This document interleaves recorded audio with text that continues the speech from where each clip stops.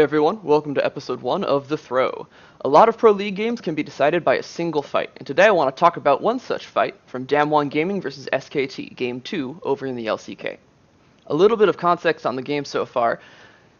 DWG has a superior scaling team composition, which means SKT is really looking to push their advantage while they have it. On top of that, since they just managed to get a pick onto the DWG support barrel, now is a really good time for SK to try and be pushing down objectives and try and be gaining pressure around the map. And we'll see they get a really great opportunity to do so when Teddy gets some really nice poke damage onto Showmaker. Quick thing of note, we just saw Canyon kill a ward up in the river, which means that SKT really knows that this Riven is in the bush, and they kind of choose to play this aggressively despite that. Teddy knows there is a Tahm Kench that is right there ready to save him, which is why this flash in is really a safer play than it looks like. However, he then also burns the Arcane Shift, which is questionable. I would arguably agree with it. I think going for that extra bit of damage and possible kill onto Nuclear is really worthwhile, especially considering that if you're able to chunk out and/or kill the DWG carries, SKT, with this incoming minion wave, is either going to be able to take the mid turret or force DWG to burn their teleports off of Flame and Nuclear in order to attempt to defend it. Either scenario gives a really significant edge to SKT and helps them push their goal of opening up the map and getting objectives and pushing their advantage right now where they really need to. However, again, minion wave comes in, blocks the lethal Ezreal Q, and then the Riven kind of appears.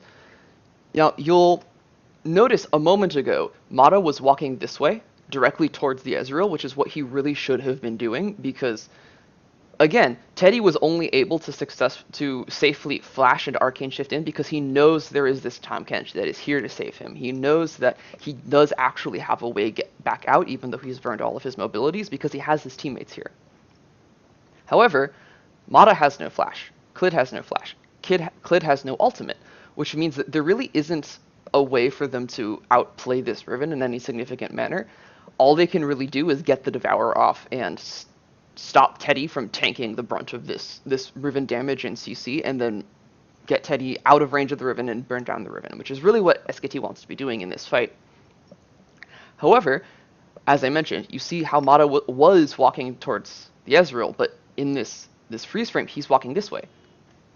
My guess is he's seen the Riven and is kind of instinctively pathing away from the Riven for a half second, but this comes at the cost of him no longer moving towards the Ezreal. He's now moving away from the Riven, which is not really playing towards what SKT wants to be doing in this team fight.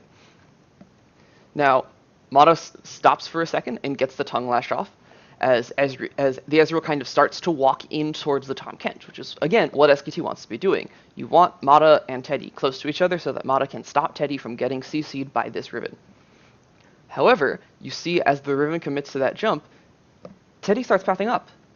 There's no reason for Teddy to walk like that. He's getting hit by the Riven Q anyway. This isn't stop getting him out of the CC so we can hit the Riven while the Riven attacks the rest of his team. This is just Teddy walking away from his actual way out. This is Teddy effectively committing to getting meleeed by the Riven, which is not at all what SKT wants. This is how SKT loses the fight. And you see the power of the Riven into the Tahm Kench, as Riven is able to CC both the Ezreal and the Tahm Kench. Ezreal can't escape because he's CC'd and he has no mobility up.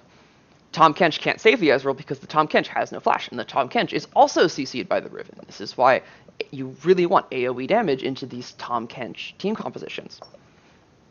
And we see, again, this minion wave here means that Showmaker can safely flash in on the 0 health Vladimir. It means that Nuclear can return to this fight and start hitting people, because this minion wave is so perfectly positioned that it stops any sort of Lee Sin Q from hitting onto Showmaker, from hitting onto Nuclear, and it stops the Lee Sin from having any real impact in this fight.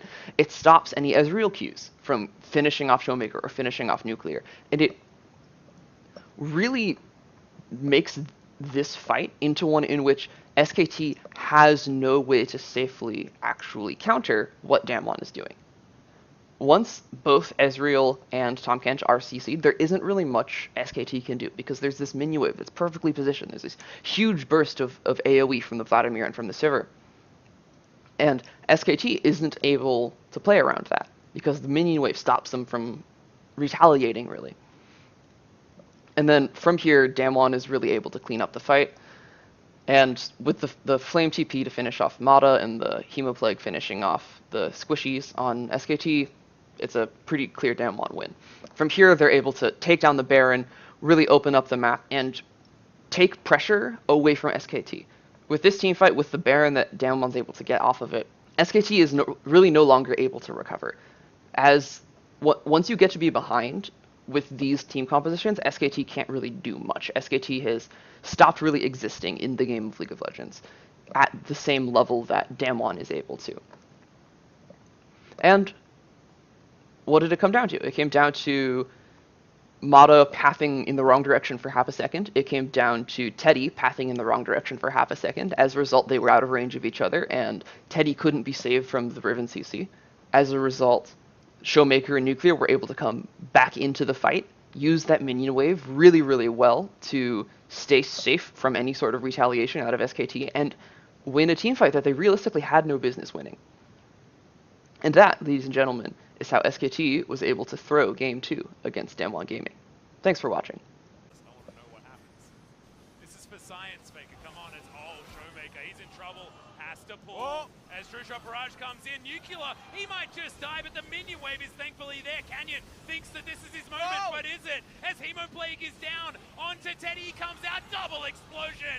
As Showmaker comes in, Flame gets the fear beyond death. As fake as Hemoplague ain't gonna work when none of his team is alive.